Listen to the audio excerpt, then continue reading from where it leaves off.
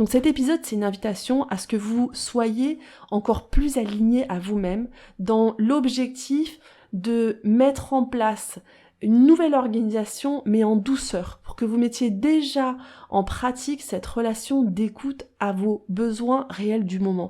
Et je vous repose la question, est-ce que vous savez quelle serait votre organisation idéale ? C'est une belle question à se poser. Hey, bienvenue dans le podcast Être audacieuse. Je suis Tiffany, coach de vie pour les femmes indépendantes et entrepreneurs. Je partage avec vous les outils pour vivre pleinement votre vie, vos choix, tout en gérant votre esprit et en vivant vos émotions. Allez, on embarque ? Bonjour et bienvenue dans cet épisode. Alors aujourd'hui, on va parler de vos règles. On va parler du cycle féminin. Donc c'est un épisode, oui, très dédié aux femmes. Mais je pense que s'il y a des hommes qui se passent par là, restez. Parce que si vous avez des collaboratrices, je pense que c'est essentiel aujourd'hui dans le monde du travail qu'on apporte ces connaissances pour pouvoir optimiser les forces, les capacités naturelles qu'ont les femmes. Et donc si on sait comment s'organiser en fonction de son cycle et si on connaît ses capacités en fonction de son cycle, on peut vraiment les mettre à profit. Donc quand je parle d'organisation et de cycle féminin, je vais surtout aujourd'hui m'adresser à toutes ces femmes indépendantes parce que quand on est indépendante, on a ce grand plaisir de pouvoir s'organiser soi-même, créer ses propres horaires, créer ses propres routines, son propre cadre de travail et donc je pense que c'est là où c'est une belle opportunité pour pouvoir tester, si vous le souhaitez, bien sûr, de vous organiser en fonction de votre cycle féminin pour l'utiliser comme allié de productivité et pour se connecter à sa puissance créatrice quelque part, pour être beaucoup plus aligné à ses forces, mais aussi à ses besoins. Et donc à qui s'adresse ce podcast ? Ça s'adresse à toutes ces femmes qui parfois ont des périodes où elles ont une énergie hyper haute ou d'autres hyper basses. Si vous avez des phases où vous vous sentez hyper créative, hyper productive et d'autres où pas du tout, vous vous sentez complètement débordé, y a rien qui fonctionne, vous avez l'envie de rien faire, ou si vous avez aussi cette culpabilité quand vous n'arrivez pas à fonctionner à plein régime. Parce qu'en règle générale, c'est ce qui se passe. Quand on a moins de capacité et de force, on va dire même physique, qu'est-ce qu'on fait ? Au lieu d'arrêter un petit peu et de se poser, on essaie justement de tirer encore plus sur la corde et en plus on crée et on brûle beaucoup d'énergie mentale à culpabiliser ou à se dire qu'on ne devrait pas être dans cet état-là. Donc peut-être que vous vous reconnaissez dans une des descriptions que je viens de donner. Je vais pas toutes les donner parce que je pense comme il y a chaque femme, il y a aussi chaque individualité ou chaque singularité dans notre relation avec nos hormones et donc avec des symptômes qui s'accompagnent des performances et des potentiels aussi. Mais avec cet épisode, ce que je vous dirais, c'est tester une nouvelle perspective si ça vous intrigue, si vous sentez aussi ce besoin. Et dans le pire des cas, vous aurez rien gagné, mais vous aurez rien perdu non plus. Personnellement, moi j'ai entamé cette recherche, on va dire, et ce travail sur moi il y a quelques années après qu'une amie m'ait recommandé le livre La femme optimale de Miranda Gray et que je vous recommande vivement, que je viens d'acheter d'ailleurs pour une seconde fois parce que j'avais oublié mon livre en Argentine. Ça a littéralement changé ma vie. C'est vrai que je suis une personne qui était sujette, et qui l'est toujours aussi, mais peut-être pas de la même intensité, au syndrome prémenstruel. À cette époque-là, je dirigeais donc un magazine culturel, Les Inrecuptibles, et je me sentais mais complètement débordée parfois. Il y a des fois, j'avais juste envie de me cacher dans ma cave. J'avais pas envie de voir les journalistes, mes collaborateurs, mes salariés, encore moins tous les fournisseurs. Et d'autres fois où alors je pétais le feu, j'avais une productivité qui était sans sens et où j'abattais un boulot monstre. Et c'est vrai que je voyais vraiment mon cycle, et notamment la période de règles, comme un fardeau, comme quelque chose qui ne servait à rien et qui était juste là tous les mois pour me foutre en l'air, en gros, et foutre en l'air aussi d'ailleurs mon alimentation. Parce qu'en règle générale, je tombais dans une alimentation 100% presque sucrée et gras pendant toute cette période. Et donc, c'est vrai que moi, ce travail, ça a vraiment été une ouverture à une autre perspective, à essayer de comprendre aussi pourquoi il y a des fois, je sentais que j'avais des super pouvoirs tant dans ma vie personnelle que professionnelle, et donc quand j'ai commencé à utiliser ça et être beaucoup plus à l'écoute de mon corps, tout a été beaucoup plus fluide et j'ai commencé à apprécier toutes les phases de mon cycle. Et d'ailleurs, aujourd'hui, ma phase contemplative, ma phase de règle est une de mes phases favorites de mon mois, alors que je l'ai haï pendant toute ma vie. Pour les femmes qui ne connaissent pas leur cycle ou qui ne pensent ne pas en avoir par rapport à une méthode contraceptive ou par exemple des traitements, je pense aussi à l'endométriose, vous pouvez tester cette méthode en vous connectant au cycle de la lune parce que le cycle lunaire et le cycle féminin ont à peu près la même durée, 28 jours en moyenne. D'ailleurs, c'est aussi valable pour toutes les femmes ménopausées. Donc vous pouvez vous caler et je vais essayer au fur et à mesure de cet épisode de vous faire le parallèle pour que vous compreniez à quelle phase correspond celle de la lune.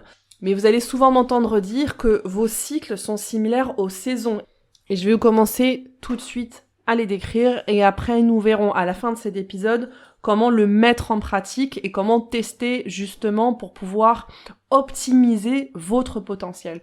Donc la première phase du cycle, c'est votre phase contemplative, c'est votre phase de règle et c'est celle qui est similaire à l'hiver. C'est une phase où nous sommes tournés vers l'intérieur.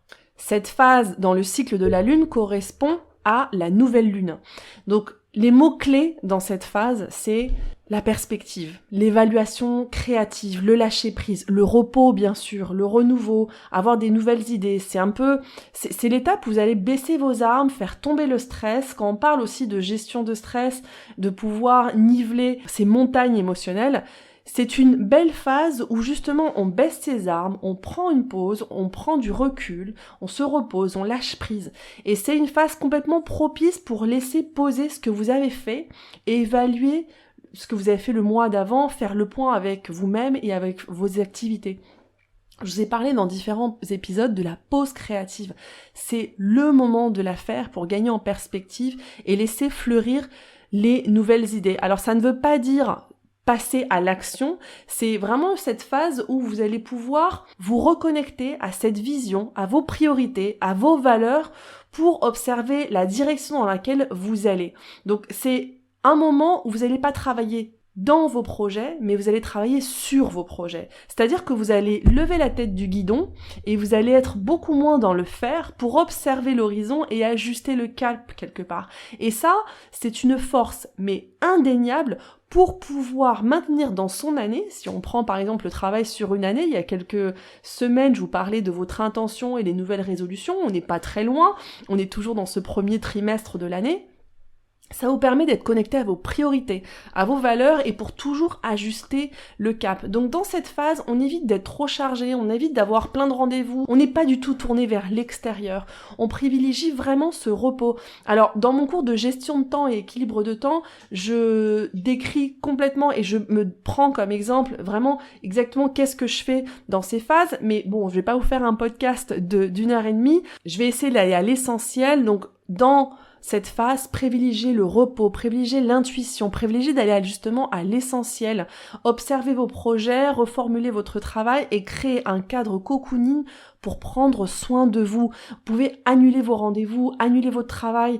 Si vous voulez vous faire les 2 premiers jours de votre cycle des journées complètement off ou procrastiner sur différents sujets, moi c'est quelque chose que j'adore faire dans cette phase, mais j'ai aussi un fort engagement avec moi. J'ai conscience de mon cycle dans ma globalité et je sais d'ores et déjà que dans mon autre phase, le cycle 2, on va dire, celle on va voir tout de suite, la phase beaucoup plus dynamique, je vais être beaucoup plus productive et je veux pouvoir rattraper, on va dire, mon retard. Donc dans cette phase de règle, c'est vraiment le moment pour vous donner de l'amour et pour essayer de lâcher prise sur votre agenda, sur vos obligations. Si vous êtes indépendante, essayez même de le prévoir. Plus vous allez avancer dans votre organisation et la connecter à votre cycle, plus vous allez pouvoir aussi prévoir ces phases. La phase 2 du cycle, qui est la phase plus dynamique, on est dans le printemps. Au niveau de la lune, nous sommes dans le premier croissant de la lune. Les mots-clés de cette phase, c'est l'intention mentale, la concentration. L'endurance physique aussi, c'est un super bon moment pour démarrer une nouvelle activité. C'est avoir cette réflexion structurelle pour créer des systèmes de travail, pour par exemple planifier votre mois. C'est un super moment, c'est là où on a des nouveaux élans, on a beaucoup de compétences, on a beaucoup d'énergie, on gagne en productivité. Donc dans cette phase, vous allez vous sentir beaucoup plus dynamique et motivé, c'est là où vous avez des super pouvoirs, et c'est pour ça aussi, par exemple, quand on a conscience de ce regain de productivité de cette phase, on peut plus facilement s'octroyer de moins faire dans la phase précédente, par exemple. On peut abattre beaucoup plus de travail, se concentrer naturellement plus longtemps. Et je fais une petite parenthèse. Nous, les êtres humains, et là, femmes et hommes confondus, on est capable de tout faire tout le temps. Et c'est aussi pour ça qu'il y a énormément de burn-out aujourd'hui dans nos sociétés. C'est-à-dire qu'on peut vivre avec du stress, on peut vivre avec de l'angoisse, on peut tirer sur la corde, on peut vivre aussi et pousser et tirer sur la corde aussi quand on est malade. C'est exactement la même chose. Moi, tout ce que je vais vous exposer dans ces phases-là, on va dire ce qui va être beaucoup plus propice à faire, vous pouvez le faire dans toutes vos phases. Maintenant, là, ce que je vous décris, ce sont vraiment ces forces naturelles. Ça veut dire que votre corps est prédisposé à. Ça veut dire que vous n'allez pas devoir redoubler de force et vous n'allez pas devoir vous épuiser pour le faire. Ça va venir naturellement et vous allez faire beaucoup plus. Vraiment, l'idée, c'est essayer de comprendre aussi le gain de productivité que vous gagnez quand vous êtes aligné à vos phases. Donc, dans cette phase dynamique, c'est le moment de faire un maximum de choses qui ont voir avec cette réflexion structurelle, avec cette organisation, avec le fait de produire, avec le fait aussi d'apprendre, par exemple, au niveau de l'apprentissage. La phase suivante, c'est la phase expressive. Troisième phase du cycle, là on est dans la saison été, on est dans cette apogée dynamique, et au niveau de la lune, vous êtes dans la pleine lune. Est-ce que vous avez déjà remarqué quand il y a la pleine lune, et même si vous le voyez dans les enfants, on a en règle générale énormément d'énergie. Nous avons une très belle connexion avec la Lune, et donc moi j'aimerais bien que là vous vous positionnez et que vous essayez de voir quel type d'énergie vous avez quand il y a la pleine Lune. Quand vous pensez à cette phase d'été expressive, donc vous êtes dans la phase d'ovulation, c'est une phase qui est beaucoup plus tournée vers l'extérieur. Et là, ces mots-clés, c'est la disponibilité, l'énergie relationnelle, la productivité, l'empathie, la communication. Et c'est ce moment-là où vous êtes beaucoup plus disponible pour la vie sociale. Vous avez naturellement un ressenti émotionnel et donc de l'empathie. C'est une phase qui est complètement idéale pour vous connecter avec les autres, pour faire des activités qui sont liées à l'échange. Alors pas seulement professionnel d'ailleurs, même dans votre vie personnelle, mais au niveau professionnel, c'est ce moment-là, et par exemple, moi, en règle générale, j'essaie de me programmer si je dois donner des conférences, ou si vraiment j'ai une semaine très chargée en relation avec les autres, j'essaie de la caler là, parce que naturellement, on se connecte aux autres. C'est beaucoup plus facile, finalement, de travailler sur son réseau, d'être avec des collaborateurs, de faire avancer des projets en mode collaboratif. Vous avez ensuite la dernière phase, on va dire, du cycle, et c'est souvent la phase qu'on aime parfois le moins, c'est la phase créative, c'est la phase prémenstruelle, donc on est dans la saison d'automne, et c'est une phase où on est vraiment beaucoup plus tourné vers l'intérieur. Donc c'est ce dernier croissant de lune, juste avant qu'arrive par la suite cette nouvelle lune. Cette dernière phase du cycle, elle peut être, selon les femmes, assez difficile, donc par rapport à ces syndromes prémenstruels qui sont plus ou moins forts selon des nanas. Et ça a à voir aussi avec la progestérone qui monte en flèche et le taux d'œstrogène qui diminue progressivement. Et parfois ce yo-yo hormonal est assez difficile à vivre. On est beaucoup plus sensible face à nos émotions, on peut être moins tolérante face aux situations, on peut beaucoup plus broyer du noir, avoir des pensées négatives et être intolérante. Donc en fonction de ce que vous avez l'habitude de ressentir dans cette phase, c'est intéressant quand même d'adapter judicieusement votre organisation, peut-être pour limiter par exemple les interactions sociales si vous avez moins de tolérance, qui c'est mon cas, je suis agacée beaucoup plus facilement et je vais favoriser beaucoup plus les activités créatives et résolutives. Alors moi personnellement, j'ai une productivité qui est monstre.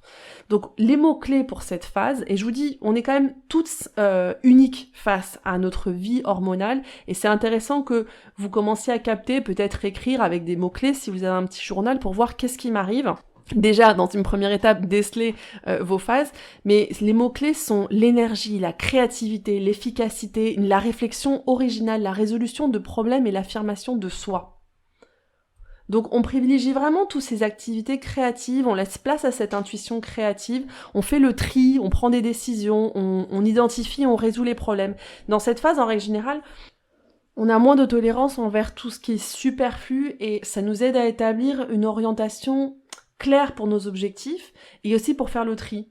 D'ailleurs, petite parenthèse, en règle générale, je fais souvent du tri chez moi dans cette phase parce que je me rends compte que je suis très efficace et je perds beaucoup moins de temps à prendre des décisions.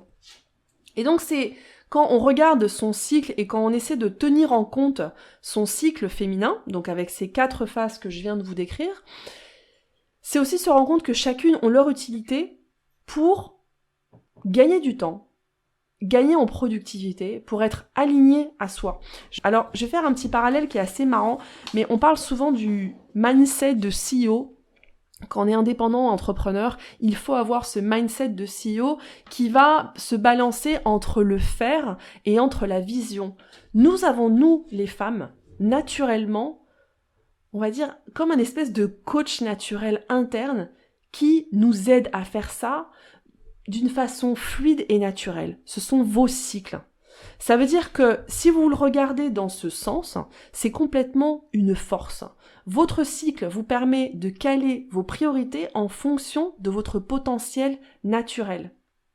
Vous avez naturellement les capacités mentales, émotionnelles et physiques dont vous avez besoin pour mener à bien vos projets d'indépendante et de multicasquette. Parce que c'est ça aussi, quand on est entrepreneur, on est multicasquette. On doit faire, on doit agir, on doit penser, on doit créer et on doit aussi avoir cette vision et assez de distance pour pouvoir ajuster et maintenir le cap en fonction des priorités. Et donc c'est assez intéressant de se dire que finalement on a un allié interne naturel qui est là et que en règle générale on le subit au lieu de l'utiliser parce que notre cycle en règle générale on le subit. On est là, on se dit mais aujourd'hui je pète la forme et demain on sait pas pourquoi, on a envie de rien, on n'a plus de force, on n'a plus envie, on n'a pas envie de travailler sur le truc qui on était autant motivé et souvent en plus on met une étiquette de quelque chose qui ne va pas. Alors que si on était aligné et en connexion avec notre cycle, on pourrait aussi comprendre, dire « Ah mais j'ai juste changé de cycle et c'est seulement que oui je peux continuer à faire ça, mais déjà si moi je me rends compte, déjà je mets pas une étiquette de « il y a un problème » et je sais aussi qu'il y a d'autres types de tâches où je vais être naturellement beaucoup plus disponible et productive. Donc tenir en compte son cycle féminin, quel qu'il soit, qu'on ait un cycle naturel, on va dire sans méthode de contraception, ou qu'on soit en phase de ménopause, ou qu'on ait un traitement ou une maladie, c'est quand même amorcer un travail de connexion à soi. Et ça, je pense que c'est clé pour pouvoir créer un équilibre de vie qui nous ressemble. Je parle beaucoup de gestion de temps et d'équilibre de vie, et c'est 2 choses parfois qui peuvent paraître un peu opposées parce que quand on parle d'organisation de temps, moi je l'assimile plus peut-être à une rigidité, à l'agenda, à la planification et équilibre de vie, ça a beaucoup plus à voir avec ce côté intuitif aussi et de réponse à ses besoins. Être connecté à son cycle féminin quel qu'il soit, c'est vraiment se poser entre les deux et voir quelle est ma priorité. Comment j'organise les choses en fonction de moi. C'est essayer de penser juste à soi et de réfléchir à ce qui va vous faire du bien et comment ça va vous faire du bien. J'aime bien d'ailleurs penser que ce travail s'amorce en posant justement cette question. Quelle serait votre organisation idéale ? Et c'est quelque chose que vous pouvez construire. C'est une construction qui se fait à petits pas. Parce que oui, ça peut paraître laborieux de se dire « Waouh, comment ça je vais commencer à m'organiser en fonction de mon cycle féminin, j'ai déjà du mal à capter ce qui m'arrive. » Alors oui, ça peut paraître laborieux, mais votre cycle, il se répète inlassablement et les différentes phases qui le constituent se répètent aussi. Donc c'est quelque chose que vous pouvez construire au fur et à mesure avec le temps. Et en apprenant à adapter votre organisation à votre cycle, vous allez réaliser qu'il y a un temps pour être en mode production et vraiment mener des actions concrètes, et un autre temps pour vous poser, pour observer et gagner en perspective et même parfois ne rien faire. Donc cet épisode, c'est une invitation à ce que vous soyez encore plus alignés à vous-même dans l'objectif de mettre en place une nouvelle organisation, mais en douceur, pour que vous mettiez déjà en pratique cette relation d'écoute à vos besoins réels du moment. Et je vous repose la question, est-ce que vous savez quelle serait votre organisation idéale ? C'est une belle question à se poser. C'est un sujet que je développe beaucoup plus en détail dans mon programme Indépendante et épanouie, mais je voulais déjà ici vous offrir ces petites informations pour que vous commenciez à amorcer une réflexion. Il y a énormément de livres sur le marché si ce sujet vous intéresse. Je vous transmets vraiment avec beaucoup d'humilité ces informations. Je ne suis pas coach en cycle féminin, mais je suis juste une passionnée de ça parce que c'est vrai que ça a changé mon organisation et ça a changé la perception que j'avais par rapport à mes capacités et ma disponibilité. Je vous souhaite une belle exploration et on se parle la semaine prochaine. Mon podcast vous plaît ? Abonnez-vous pour ne manquer aucun épisode. Partagez-le avec vos proches et soutenez-moi en laissant un avis 5 étoiles sur la plateforme que vous utilisez. 1000 merci. Et si vous voulez bénéficier d'un accompagnement, je vous invite à vous rendre sur mon site internet tiffanymaquet.com. Vous pourrez réserver une session gratuite de coaching avec moi, mais vous trouverez aussi l'information sur mon programme pour les femmes entrepreneurs qui veulent lever leurs barrières limitantes pour atteindre leur objectif. Alors à très bientôt.